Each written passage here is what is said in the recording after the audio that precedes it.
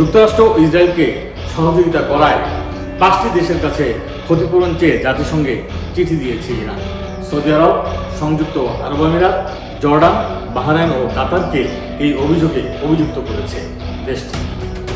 তারা বলছে ইরান আক্রমণের ক্ষেত্রে এই 5টি দেশ তাদেরকে সহযোগিতা করেছে এবং এই সহযোগিতার ফলে তারা ব্যাপক ক্ষতির সম্মুখীন হয়েছেন, যার কারণে তারা জাতিসংঘের দ্বারস্থ হয়েছে।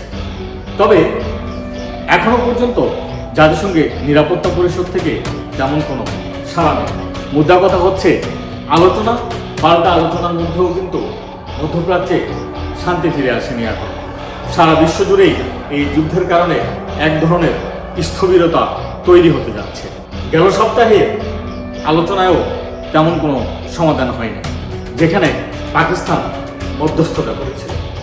পারিপার্শ্বিক বিশ্বের ক্ষমতাধর রাষ্ট্রগুলো কি ভাবছে ইরানের এই যুদ্ধ নিয়ে?